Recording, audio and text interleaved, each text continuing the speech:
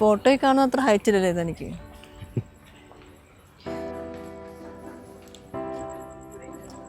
തൻ്റെ കഴുത്തിൽ മറുക കാണാൻ നല്ല ഭംഗിയുണ്ട്. Thank you. താൻ എന്താ ഈ നോട്ട് ചെയ്യുന്നത്? എനിക്ക് ഷോർട്ട് ടൈം മെമ്മറി ലോസ് ഉണ്ട്. സോ എനിക്ക് നാളെയും സംസാരിക്കണം തോന്നുന്നവരെ പറ്റി ഞാനിങ്ങനെ ഓരോ മാർക്ക് വെച്ച് നോട്ട് ചെയ്തിടും. ഈ ഗജനി സിനിമ പോലെ അല്ലേ? ഗജനി സൂര്യയുടെ സിനിമ. ആ, ഞാനൊരു കാര്യം ചോദിക്കട്ടെ, താൻ പണ്ട് മുതലേ ഇങ്ങനെ ഈ ജനിച്ച സമയം പോലെ താൻ ഇങ്ങനെ തന്നെ? എനിക്ക് 3 മാസം മുന്നേ ഒരു ആക്സിഡൻ്റ് ഉണ്ടായിരുന്നു. പഴയ ബെൻസ് കണ്ടതിൻ്റെ ആവശ്യത്തിൽ എടുത്ത് ഓടിച്ചതാ കൊണ്ട് ആക്സിഡൻ്റ് ആക്കി.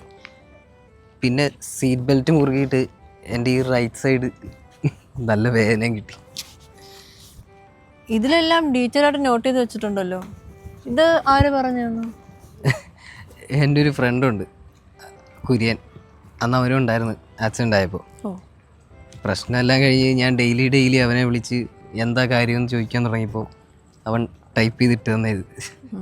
ഇതാകുമ്പോൾ ആരോടെങ്കിലും പറയണം തോന്നിയാൽ ഇതെടുത്ത് വായിച്ചാൽ മതിയല്ലോ. വീട്ടിലാരൊക്കെയുണ്ട്?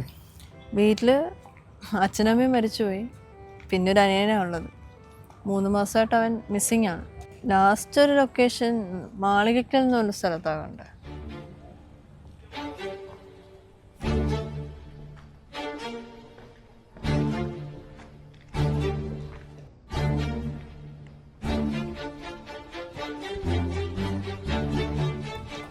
വരുന്നില്ലേ? ഒരു മിനിറ്റ്, എനിക്കൊരു കോൾ ചെയ്യാനുണ്ടായിരുന്നു. അന്ന് ആ വണ്ടി കൈ കിട്ടിയിട്ട് നീ എന്തൊക്കെയാ കാണിച്ചു കൂട്ടിയെന്ന് നിനക്ക് വല്ല ബോധമുണ്ടാ? ആ മുന്നേ വന്നതിന് ഇടിച്ച് തെറിപ്പിച്ച് ശ്വാസമില്ലാതെ കിടന്നുകൊണ്ട് ഞാൻ അന്ന് ഹോസ്പിറ്റലിൽ കൊണ്ടുപോയില്ല. പിന്നെ അവസാനം ബോധം കെട്ട് കിടന്ന് നിന്നെ പൊക്കിയെടുത്തോണ്ട് ഞാൻ ഓടുമായിരുന്നു അവിടുന്ന്. നിനക്ക് വല്ല ഓർമ്മയുണ്ടോ അത്? നീ ആ ബോഡി എവിടെ കൊണ്ടിട്ടെന്നെങ്കിലും ഒന്ന് പറ. ഞാൻ എസ്റ്റേറ്റിൽ കൊണ്ട് കുഴിച്ചിട്ട്. നീ എന്തിനാണ് ഇത് തന്നെ എപ്പോഴെപ്പോഴും ഇങ്ങനെ ചോദിച്ചുകൊണ്ടിരിക്കുന്നത്? എടാ, കൊച്ചിന് വേറെ ആരുമില്ല, ആകെ ഉണ്ടായിരുന്ന ഒരു ബ്രദറാ. അതിനെ നമ്മൾ. ബ്രദറോ? എടാ നീ എന്തോ ഈ പറയുന്നത്? നമ്മളന്ന് ഇടിച്ചിട്ട ഒരു പെണ്ണിനല്ലേ? പെൺകുട്ടി?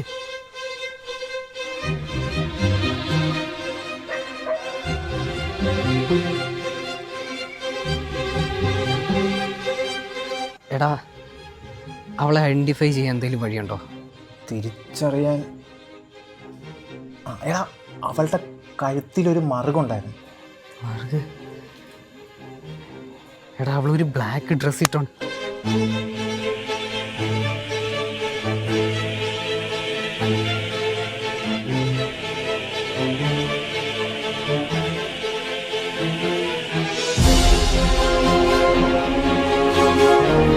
എൻ്റെ ട്വിൻ സിസ്റ്റർ ഭവ്യ നിങ്ങളന്ന് വണ്ടിയിടിപ്പിച്ച് കൊന്നത്. അന്ന് നടന്ന സംഭവത്തിന് ഒരു സാക്ഷി ഉണ്ടായിരുന്നു, ഒരു ഭിക്ഷക്കാരൻ. അയാൾ ചിലപ്പോൾ ഒരു വട്ടനായതുകൊണ്ടായിരിക്കും പോലീസുകാരുടെ വാക്ക് കേൾക്കാൻ. പക്ഷെ എനിക്ക് കേട്ടല്ലേ പറ്റും. ഞാനങ്ങനെ അന്വേഷിച്ച് പോയപ്പം 2 കാര്യങ്ങൾ അറിഞ്ഞത്. 1, നിങ്ങളവളെ വണ്ടി കയറ്റിക്കൊണ്ടുപോയി. 2, അത് പഴയൊരു മോഡൽ ബെൻസ് കാറായിരുന്നു. അങ്ങനെ പഴയ ബെൻസ് കാർ തപ്പിപ്പിടിച്ചെന്നപ്പോഴാണ് നിങ്ങളന്ന് പോയ ആശുപത്രി ഞാൻ കണ്ടുപിടിച്ചത്. അവിടുത്തെ പുറത്തെ CCTV ക്യാമറയിൽ വ്യക്തമായിട്ട് കാണാം അതൊരു ലെഫ്റ്റ് ഹാൻഡ് ഡ്രൈവ് ബെൻസ് ആയിരുന്നെന്ന്. നിന്റെ നെക്കിൻ്റെ റൈറ്റ് സൈഡിൽ സീറ്റ് ബെൽറ്റ് കുരുങ്ങിയതിൻ്റെ വേദന ഇപ്പോഴും ഉണ്ടെങ്കിൽ അന്ന് ആ വണ്ടി ഓടിച്ചത് നീയല്ല, നിന്റെ കൂട്ടുകാരൻ. അന്നത്തെ ആക്സിഡൻറ്റിന് ശേഷം ഷോർട്ട് ടൈം മെമ്മറി ലോസ് ഉണ്ടെന്ന് മനസ്സിലാക്കി നിന്റെ കൂട്ടുകാരൻ ഡെയിലി നിന്നെ പറഞ്ഞ് പഠിപ്പിച്ചു നീ അത് ചെയ്തേന്ന്.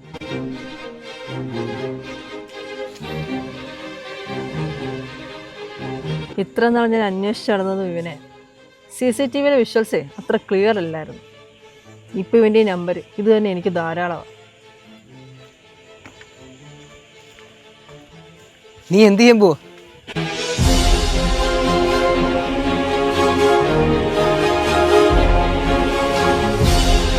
PG വിദ്യാർത്ഥിയെ തൂങ്ങി മരിച്ച നിലയിൽ കണ്ടെത്തി. കുര്യൻ എന്ന വിദ്യാർത്ഥിയാണ് ആത്മഹത്യ ചെയ്തത് എന്ന് സംശയിക്കപ്പെടുന്നു. ആത്മഹത്യ ചെയ്ത എസ്റ്റേറ്റിൽ നിന്ന് പെൺകുട്ടിയുടേത് എന്ന് തോന്നിപ്പിക്കുന്ന ഒരു മൃതശരീരം പോലീസ് കണ്ടെത്തി.